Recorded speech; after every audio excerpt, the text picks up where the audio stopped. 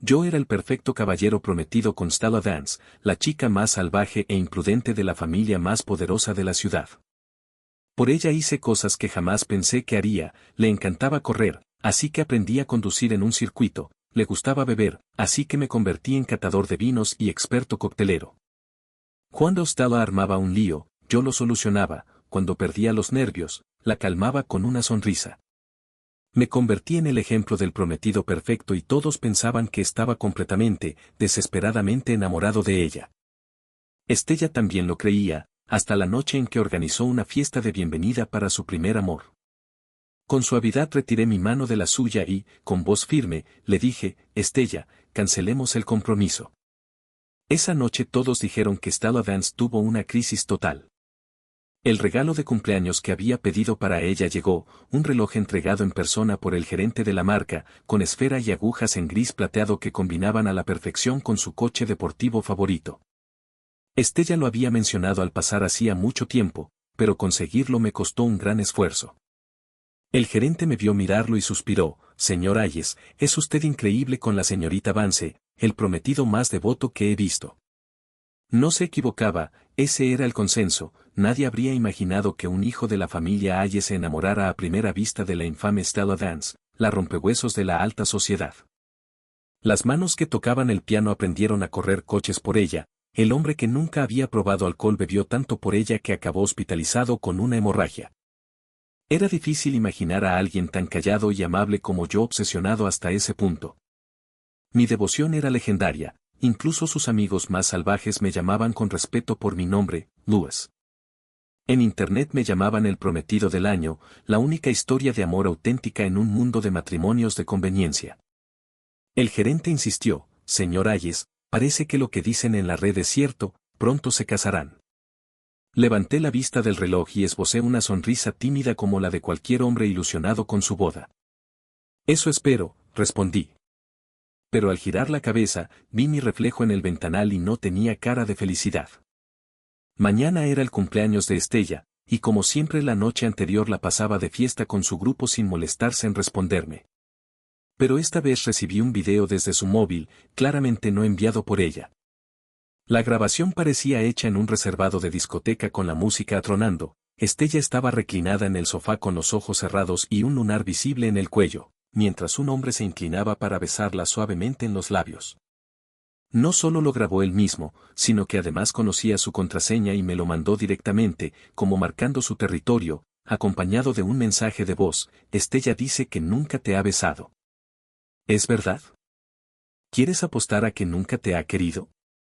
Apagué el teléfono con el pecho apretado. Sabía que Estella tenía un primer amor al que odiaba y quería a partes iguales, un chico criado con el dinero de los Vance, amigo de todos en su círculo, que se había marchado al extranjero unos años atrás. Supuse que había vuelto y, por lo visto en el video, Estella le organizaba una fiesta de bienvenida con beso incluido. El gerente vio cómo se borraba mi sonrisa y se puso nervioso, pero yo forcé otra y le dije con calma, no será necesario que entreguen más relojes de mujer aquí. El compromiso se ha terminado, no hace falta. He acabado con Stella Dance.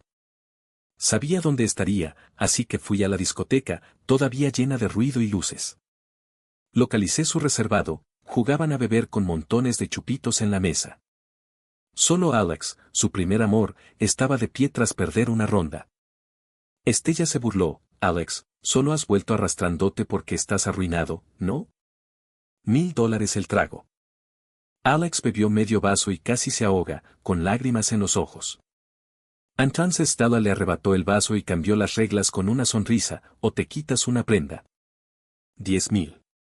Todos contuvieron el aliento y alguien la advirtió, Estella, tienes a Louis, no vayas demasiado lejos. Nadie me vio acercarme, salvo Alex, que me sostuvo la mirada desafiante, aunque estés prometido con ella, me sigue queriendo a mí. Llegué al borde del reservado y el silencio cayó de golpe. Todos se pusieron en pie sudando frío. Louis, balbucearon. Yo negué despacio, con la vista fija en Estella, que no se giró ni una vez, la conocía, estaba rígida, llena de tensión. Su amiga más cercana se acercó a explicarme en voz baja, Louis, ha sido un malentendido.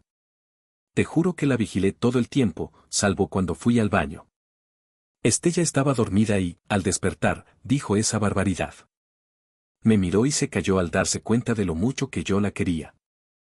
Asentí con calma, está bien.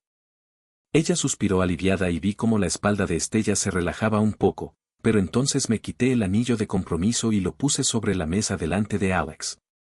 Con voz suave dije, unos 1000 es muy poco. Este anillo es para ti. El ambiente se desplomó, las luces eran demasiado tenues para ver las expresiones y simplemente empecé a alejarme entre la oscuridad. Entonces escuché a Estella levantarse de golpe, coger el anillo y patear la mesa hasta romper copas y una torre de champán. Sus amigos gritaron asustados, pero yo permanecí quieto. Furiosa porque me había quitado el anillo, corrió tras de mí, me agarró la muñeca izquierda e intentó ponérmelo otra vez. Con la voz rota murmuró, lo siento. Me giré despacio y aparté mi mano con firmeza. Estella, cancelemos el compromiso, dije en voz baja. Ella apretó el anillo, mirando mi dedo desnudo, con la mandíbula rígida. Luego preguntó en un susurro a toda la mesa, ¿quién llamó a Louis? Su tono era tranquilo como el mar antes de un huracán. Estella era de temer.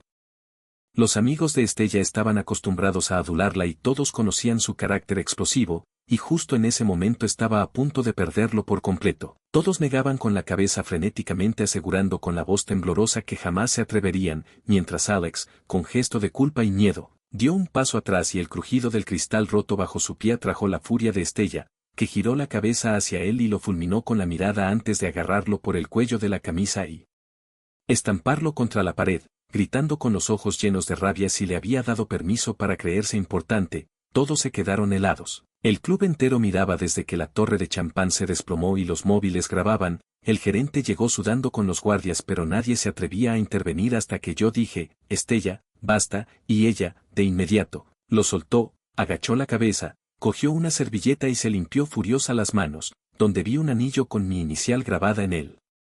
Interior, miré mi reloj y las manecillas marcaban todas las 12 en punto, así que me acerqué y la abracé suavemente deseándole feliz cumpleaños, pero al soltarla sentí algo frío y húmedo en el cuello y vi que desde que me quité el anillo ella no había levantado la vista porque contenía las lágrimas. Llovía a cántaros cuando salimos y mientras el chofer me llevaba a casa, con la ciudad disolviéndose en la noche lluviosa, una moto negra rugió detrás y se emparejó con nosotros, era Estella. Empapada y terca, cabalgando bajo el aguacero en su carísima motocicleta, el conductor me miró por el retrovisor buscando órdenes y yo le dije que la ignorara, pero Estella no estaba acostumbrada a rendirse. Aceleró y se nos cruzó delante obligando al coche a frenar en seco por un pelo de no atropellarla, y bajo la lluvia que apenas dejaba verla se bajó de la moto plantada en medio de la carretera, se acercó a mi ventanilla y llamó en silencio con una desesperación casi loca. Abrí un poco el cristal y el aire húmedo trajo el agua que corría por sus cejas hasta empaparle el rostro. Me mostró un anillo pequeño y delicado mientras la observaba callado, sus labios estaban pálidos y al decirle Estella, me estás asustando ella se estremeció como si la hubiera quemado y del ángulo de sus ojos resbaló más agua, quizá lluvia, quizá lágrimas, pero no se atrevió a moverse más y parecía a punto de derrumbarse, así que subí la ventanilla y ordené al chofer rodear la moto y llevarme a casa. Dejándola sola bajo la tormenta, al llegar me di una ducha caliente y encontré mis redes ardiendo de notificaciones porque todos especulaban con la sorpresa que este año preparaba para su cumpleaños, recordando que el año pasado había llenado la ciudad con camelias, su flor favorita, y que siempre hacía locuras por ella, que muchos nos idealizaban como pareja y la mencionaban sin parar aunque ella jamás publicaba nada y solo me seguía a mí, y el comentario más destacado preguntaba qué le había regalado Louis este año, bromeando con que Estella debía de haber salvado la galaxia en otra vida para tener un prometido tan apuesto y atento. Yo contesté con calma que este año no habría sorpresa porque Estella y yo habíamos roto el compromiso, lo que desató un caos de mensajes que no respondí. Apagué el móvil y me dormí, consciente de la dura batalla que me esperaba al día siguiente, mientras la lluvia golpeaba la ventana y caí en la cuenta de que hacía mucho no pensaba en Bahía Elite. A mitad de la noche me despertó el bullicio en el salón donde estaban mis padres, Estella con los suyos e incluso su abuela, una matriarca que rara vez se dejaba ver, y mientras mi padre le enseñaba su colección de antigüedades, Estella permanecía de rodillas en el suelo y al escucharme bajar pestañeó nerviosa. Todos me miraban con compasión, su madre me cogió la mano y me dijo que lo de ayer solo había sido una tontería, que Estella sabía que se había equivocado y había suplicado de rodillas al llegar a casa, que Alex, el chico con talento musical al que habían apoyado durante años, era poco menos que un hermano y nada más. Mi padre añadió sonriendo que todos conocían la personalidad de Estella y que en realidad era mi buena suerte que ella me quisiera, que todo había sido un malentendido y que pronto se hablaría de boda, pero yo, mirando los zapatos blancos que ella observaba fijamente, le pregunté si las hermanas besaban a los hermanos, y saqué el video que Alex me había enviado besándola a escondidas. Para reproducírselo delante, mientras ella apartaba el rostro sin querer mirar y el lunar de su cuello temblaba con cada respiración, hasta que con voz rota explicó que estaba dormida, que su contraseña era mi cumpleaños y que él lo había fabricado todo, que Alex había sido llevado allí por otra persona y que ella jamás había querido verlo. Sus amigas estaban acostumbradas a adularla y todas conocían su temperamento. Estaba a punto de perder completamente el control y ellas, asustadas, negaban con la cabeza frenéticamente mientras murmuraban, Estella, jamás nos atreveríamos. Alex, con gesto culpable y asustado, dio un paso atrás y el crujido del cristal roto bajo su pie atrajo la mirada fulminante de Estella, que clavó sus ojos en su rostro pálido. Estella, susurró él con voz temblorosa justo antes de que ella lo agarrara del cuello y lo estampara contra la pared, con la furia ardiendo en sus ojos. Alex, ¿te di permiso para creerte a alguien? Todos alrededor quedaron paralizados, conteniendo la respiración, y desde que la torre de champán se desplomó, toda la discoteca miraba, muchos reconocieron a Estella y ya había móviles grabando. El gerente apareció sudando junto a los guardias de seguridad mientras la multitud se arremolinaba sin atreverse a intervenir. Fue entonces cuando hablé, Estella, basta. Ella soltó de inmediato, bajó la cabeza, tomó una servilleta y se limpió las manos con furia. Vi un anillo en su dedo corazón con mi inicial grabada por dentro. Miré el reloj, las manecillas marcaban todas el 0, medianoche. Me acerqué, la abracé suavemente y le susurré, feliz cumpleaños, Estella. Al soltarla, algo frío y húmedo me cayó en el cuello. Desde que me quité el anillo, Estella no había levantado la vista, intentando contener las lágrimas. Al salir llovía a cántaros y el chófer me llevó a casa mientras observaba la ciudad deshacerse en la quietud de la noche lluviosa, hasta que el rugido de un motor potente rompió el silencio. Una motocicleta negra apareció a nuestra altura, y a través de la ventanilla vi a Estella, empapada en la lluvia, montada en su carísima moto, empeñada en seguirnos. El chófer me miró por el retrovisor esperando instrucciones, pero negué con la cabeza, ignórala. Sin embargo, Estella no se rendía, acostumbrada a ser la princesa a la que todos complacían, no temía a la muerte. Aceleró, nos adelantó y se cruzó en nuestro camino obligando al chófer a frenar en seco, salvándose por centímetros de ser atropellada. La lluvia arreciaba cuando aparcó la moto atravesada en medio de la carretera y se acercó a mi ventanilla. Golpeó el cristal en silencio, con una desesperación enloquecida. Bajé el cristal apenas unos centímetros y el aire húmedo se coló. El agua le resbalaba por las cejas y le surcaba el rostro mientras me mostraba un pequeño anillo delicado. No me moví, solo la observé. Sus labios estaban pálidos. Estella, le dije, me estás asustando. Ella se estremeció como si la hubiese quemado, pestañeando rápido, y aunque no sabía si era lluvia o lágrimas, el agua caía de sus ojos. Parecía a punto de desplomarse. Subí de nuevo la ventanilla y ordené al chófer que rodeara la moto y me llevara a casa, dejándola sola bajo la tormenta. Esta vez sabía que no me seguiría.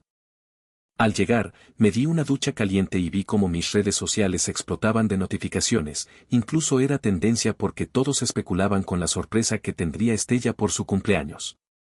El año pasado había llenado toda la ciudad de camelias, sus flores favoritas, y aquello me dio miles de seguidores. Había hecho tantas locuras por Estella que muchas historias habían acabado en internet y mucha gente nos hipeaba.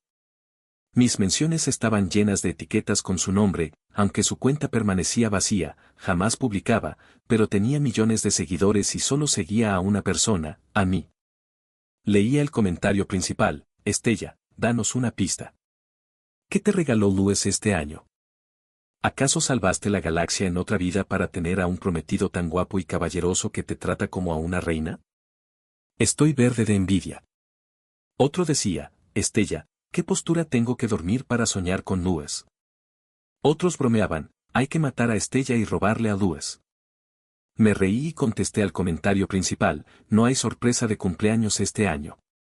Estella y yo hemos roto el compromiso. Lo escribí con tono casual, pero aquello estalló como una bomba. Llegaban notificaciones sin parar, y en vez de responder como solía, apagué el móvil y me fui a dormir. Me esperaba una dura batalla al día siguiente.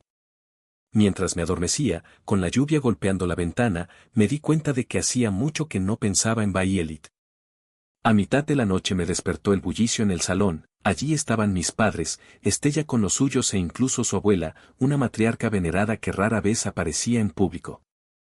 Mi padre, entusiasmado, le mostraba su colección de antigüedades, mientras Estella permanecía de rodillas en el suelo, rígida y sin atreverse a sentarse.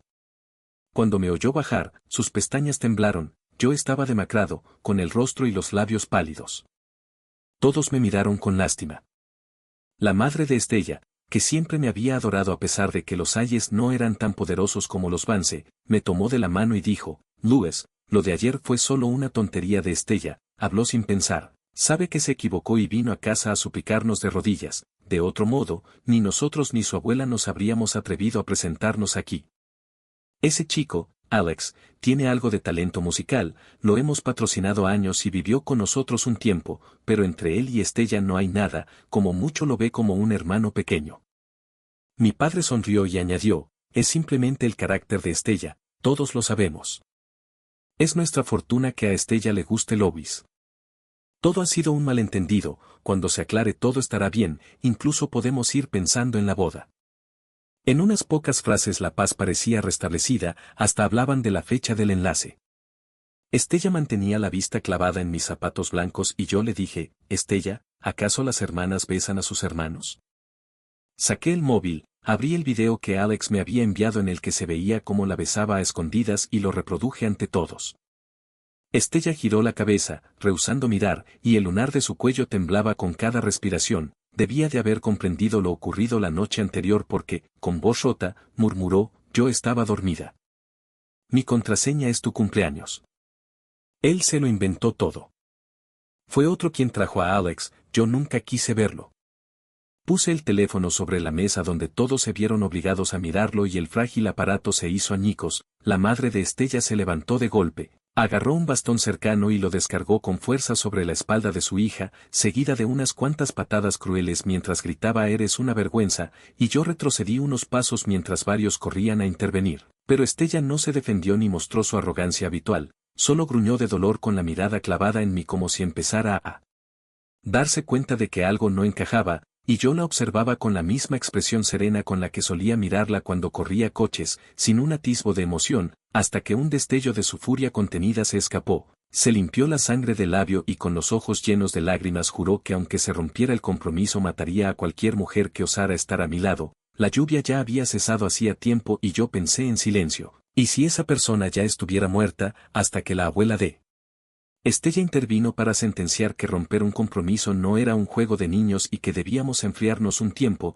y si después yo aún sentía que no estaba bien, entonces se aceptaría. Cuando los Vance se marcharon, un bastón golpeó mi espalda y me desplomé en el suelo, era mi madre sujetándolo, y con frialdad me ordenó que tenía una semana para hacerme el difícil y después debía recuperar a Estella. El dolor era tan fuerte que no pude hablar, me encogí en el suelo y me eché a reír porque aquel bastón que la madre de Estella había usado estaba destinado a mí y siempre se guardaba allí, junto a la pared antigua de la que mi padre presumía, y nadie sabía que tras mi perfección se escondía un bastón bien elaborado, pues hacía años que no me golpeaban ya que siempre lo había hecho todo a la perfección. Incluso las extravagancias por Estella estaban dentro de la aprobación tácita de mis padres, hasta que decidí romper el compromiso, porque la familia Ayes había ganado demasiado con nuestra unión, y yo esperaba que hoy se rompiera oficialmente, aunque nunca pensé que Estella sería tan obstinada. Ningún sirviente se atrevió a ayudarme a levantarme, tardé bastante en reincorporarme y volver a mi cuarto.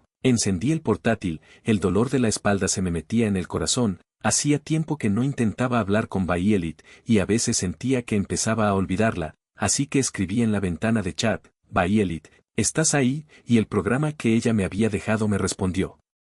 con su voz, una aplicación sencilla con vocabulario limitado que sospechaba que había creado solo para complacerme y cuyas respuestas ya me sabía de memoria, pero que no bastaban para aliviarme, y el sistema contestó automáticamente, siempre estoy aquí, soy tu única, tu amiga eterna desde el año en que tenías 17, a lo que permanecí en silencio antes de escribir de nuevo, Violet, creo que me estoy enamorando de otra persona, y tras esperar un largo rato, justo antes de que la pantalla se apagara, el programa generó por fin una respuesta. Louis, siempre quise que siguieras adelante. Tras curar mis propias heridas supe lo salvaje que había sido Estella la noche anterior. El club exclusivo para ricos había cerrado de un día para otro. El amigo que llevó a Alex allí estaba hospitalizado tras ser casi apaleado por ella y de Alex no había rastro, lo que causó un gran revuelo social y rumores en línea, todos de mi parte, y yo respondía con paciencia a mensajes y llamadas de apoyo de todos menos de Estella, aunque recibí una serie de llamadas de las amigas que la acompañaron esa noche, sus voces temblaban al relatarlo y su mejor amiga, arrepentida, admitía que era culpa suya por no haber echado a aquel tipo cuando apareció, solo le dio tregua porque una vez le salvó la vida a Estella, pero ella estaba dormida y no sabía que la había besado, y que solo se ausentó un minuto para ir al baño, suplicándome que volviera porque si no, Estella perdería la cabeza. Corrí las cortinas y vi una figura esbelta esperando junto a la verja, marqué su número porque sabía que nunca se había ido, estaba allí, esperando, temerosa de molestarme, y al responder de inmediato solo escuché su respiración tensa, le pregunté ¿te duele? Y ella contestó entre sollozos que sí, que todo le dolía, la espalda y el corazón, y que recibía demasiados mensajes, a lo que respondí que no podía seguir ese ritmo, que era agotador, y ella prometió que haría que dejaran de molestarme y me pidió que descansara. Después de colgar, las llamadas cesaron, no solo de sus amigas sino de todos, y el mundo quedó en silencio. Pasaron 2 días y mi espalda aún dolía, pero debía acudir a la subasta benéfica que organizaba, y antes de salir mi madre me advirtió que si perdía el compromiso con los Vance conocía las consecuencias, y yo bajé la mirada asintiendo, pues en realidad Estella no había sido la primera elección de la familia como prometida, aunque su linaje era impecable, su temperamento era terrible y pocos se atrevían a acercarse a ella, salvo yo, y nunca la vi como sustituta de Violet aunque no se parecían en nada salvo en un pequeño lunar en el cuello, pero ese detalle bastó para que le diera toda la ternura que le debía a Violet, porque aunque todos llamaban indómita a Estella, yo siempre percibía una dulzura que con un poco de paciencia podía calmarse, y en los últimos 2 años había gastado tanta energía en ella que al ver aquel video, la cuerda que había mantenido tensa durante tanto tiempo se rompió y esa tristeza me acompaña desde entonces. Tras graduarme asumí algunos negocios familiares y la subasta de esta noche era un proyecto que llevaba semanas preparando, con Estella sentada en un rincón sin apartar los ojos de mí, mientras los Vance habían silenciado todo el escándalo y nadie se atrevía a mirarla, pues verla avergonzada era peligroso, y cada vez que un objeto estaba a punto de cerrarse en puja, ella levantaba la paleta y ofrecía una cifra inalcanzable, acumulando más de 20 adquisiciones, hasta que apareció un cuadro diferente, una pintura al óleo de un autor desconocido que mostraba a un chico tocando el piano en colores intensos, sin que se le distinguiera el rostro, y entonces un estruendo quebró la sala cuando Estella se puso de pie con el rostro helado y, por primera vez desde el inicio, levantó la paleta de inmediato con una oferta descomunal, $10 millones. Después de la subasta llevé a Estella a recoger su artículo, aunque la pintura no era más que una pieza de relleno, un cuadro que Violet me había pintado hacía mucho tiempo. Ella nunca había pintado nada de mí, salvo aquella vez, y ni siquiera se molestó en dibujarme la cara. Como nunca había estudiado arte, en teoría ese cuadro no debería haber atraído la atención de Estella. Me seguí en silencio, y cuando me detuve vi su mano colgando a un lado, ensangrentada y cubierta de costras porque acababa de romper un vaso. Saqué una toallita húmeda de mi bolso y comencé a limpiársela, pero entonces me agarró la mano, tenía las yemas de los dedos ardiendo y la mirada baja, escondiendo el torbellino de emociones en sus ojos. Esperé mucho hasta que habló. ¿Quién es Violet?, preguntó al fin, y al ver su reacción entendí que me había reconocido en el retrato, ya que la firma de la pintura era de ella. Seguí limpiando con cuidado la sangre mientras le explicaba que era hija de unos amigos de la familia, de mi misma edad pero enferma, y que cuando tenía 17 años vino a tratarse y se quedó en nuestra casa una temporada, en realidad no sabía pintar y ella había pagado de más. Estella apretaba los labios en una línea fina, mortalmente pálida, las manos temblorosas, incapaz de pronunciar siquiera su nombre. ¿Dónde está?, me preguntó. Tomé su mano, la puse sobre mi pecho y la miré fijamente. Aquí dentro, Violet está muerta, le dije. Entonces apagó de golpe las luces y la habitación quedó sumida en una oscuridad total, apenas iluminada por la luna que entraba por la ventana. Me preparé para escuchar cómo pateaba algo o rompía el acuario de al lado, pero pasó mucho rato en silencio. Le toqué la cara y estaba mojada, de pronto me abrazó fuerte, escondiendo el rostro en mi cuello y sollozando. Louis, ¿qué tengo que hacer para que me perdones?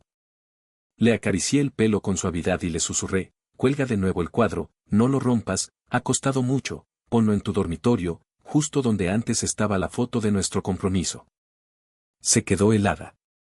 Estella era muy posesiva, sobre todo desde que estábamos prometidos, y cualquiera que mostrara el menor interés en mí terminaba pagándolo caro. Colgar un cuadro pintado por Violet en su cuarto significaba obligarla a revivir aquella humillación todos los días, y eso nos pondría en paz. Tras un largo silencio, murmuró, vale. Gracias a ella, la subasta benéfica fue un éxito arrollador, su despilfarro aseguró que todos los objetos se vendieran a precios altos y la recaudación fuese enorme, de modo que todo mi esfuerzo valió la pena. Cuando terminó todo, volví a casa en coche con el chofer. En el asiento trasero había un ramo de camelias que, según él, la señorita Vance insistió en que aceptara. No podía negarme, Estella tenía la costumbre de colmarme con cosas que le gustaban, flores incluidas. El chofer llevaba años conmigo y, mientras conducía, comentó con timidez, la señorita Vance realmente le aprecia, señor. Yo solo murmuré en reconocimiento, coloqué las camelias sobre mi regazo y contemplé las luces de la ciudad difuminarse tras la ventanilla.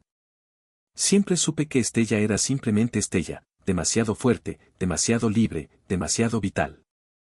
Miré las flores vibrantes sobre mis piernas y pensé, Violet, estoy avanzando, ¿te pondrá triste? Era tarde cuando llegué a casa, pero todas las luces estaban encendidas y el personal se movía en silencio. Entré al salón, como siempre, e informé a mi madre de los resultados de la subasta. El elegante bastón descansaba a su lado, al alcance de la mano, mientras ella me miraba con sus ojos severos, tan parecidos a los míos, y con gesto de autoridad me preguntó, Louis, ¿qué te dije antes de que te fueras? Repetí sus palabras de memoria, imitando incluso su tono, si pierdes el compromiso con los Vance, me harás comprender las consecuencias. Entonces me interrogó sobre la pintura, cómo había terminado un cuadro de Violet en la subasta. Me sorprendió que aún la recordara. Negó con la cabeza, visiblemente decepcionada, Louis, esta familia ha invertido tanto en ti, eres nuestro orgullo, ¿por qué has sido tan decepcionante últimamente? No me culpes por ser estricta, solo una educación estricta puede forjar un hijo sobresaliente, un hijo digno de ser amado. Se quedó mirándome, esperando una respuesta, y yo asentí dócilmente como siempre. Sabía que la familia solo quería lo mejor para mí, pero esta vez no alargó la mano hacia el bastón, sino que me dijo que tenía muchos compromisos sociales y que la ama de llaves me llevaría a esa habitación para descansar. Levanté la cabeza con un temblor en las pestañas, y vi a mi madre sonreír. Cuando haces algo mal, hay consecuencias, ¿verdad? Aquella habitación era pequeña, sin ventanas ni luces, al cerrarse la puerta no entraba ni un rayo, y estaba diseñada solo para mí. Desde niño había dos castigos, los golpes de bastón o el encierro en esa celda, y aunque los primeros dolían, lo otro era muchísimo peor, era un miedo arraigado, psicológico, incubado durante años. Apenas se cerraba la puerta, la oscuridad absoluta me devoraba y yo empezaba a temblar, empapado en sudor frío, desplomándome en el suelo con el aire atascado en la garganta, como si me asfixiara. Nunca gritaba, porque sabía que nadie abriría. Solo una vez, cuando tenía 17, Violet, que estaba en casa durante su tratamiento, oyó mis gritos y abrió aquella puerta que solo podía destrabarse desde fuera. A través de mis ojos enrojecidos la vi recortada contra la luz y me preguntó en voz baja, Louis, ¿quieres huir conmigo? Le respondí que sí. Ella odiaba sus tratamientos y yo las reglas de la casa, éramos la pareja perfecta. Pero apenas recorrimos medio camino, sufrió un ataque del que nunca se recuperó, no volvió a salir de la cama del hospital. Mi madre dijo entonces que la muerte de Violet fue el precio de mi rebeldía, que mi única amiga murió por mi egoísmo, y desde aquel día nunca volví a luchar. Era una penitencia, siempre obediente, siempre siguiendo la senda que habían trazado para mí. Todos pensaban que era un joven amable y brillante, sin imaginar que seguía atrapado en la primavera de mis 17 años, viendo a Bayelit tendida en la cama del hospital, con sangre brotando de su boca, jadeando por respirar, aquel pequeño lunar de su cuello subiendo y bajando. Jamás logré dejarlo atrás, hasta que apareció Estella, la variable que nunca había previsto, y entonces apenas podía respirar. Pero entonces capté el aroma de la camelia en mi muñeca y por un instante mi mente se despejó. Me lancé a por el móvil y con las pocas fuerzas que me quedaban marqué un número que se conectó de inmediato. Sentía que mis sentidos se desvanecían, quedando solo el sonido de mi respiración débil y agitada. «Louis, ¿dónde estás?», preguntó Estella. No pude contestar. Escuchaba el viento en su lado de la llamada. Perdí la noción del tiempo y del espacio, lo único que sabía era que la línea seguía abierta, y la puerta que nunca pude abrir por mí mismo fue derribada de una patada con un estruendo. Estella apareció enmarcada por la luz. Debió de llegar rapidísimo porque recuperé el conocimiento cuando aún me llevaba en brazos hacia la puerta principal. Su médico personal corría para alcanzarla y toda la propiedad, dentro y fuera, estaba tomada por hombres de traje negro. Tiré de su manga con la voz apenas audible. «Estella, vuelve atrás». Ella se detuvo. Sus ojos oscuros me miraban con una mezcla aterradora de furia y preocupación, pero como siempre, no dudó, dio media vuelta sin decir nada y me llevó al salón. Intenté ponerme en pie, pero el mundo giraba y casi vomité después de dar apenas unos pasos. Toda la familia Hayes estaba allí, mi madre, que me había disciplinado durante años, mi padre, que siempre apartaba la mirada con falsa compasión, el personal impotente que solo podía observar. Cogí el bastón que estaba junto a la pared y lo descargué con fuerza sobre una vitrina antigua. El cristal saltó por todas partes. No bastó una vez.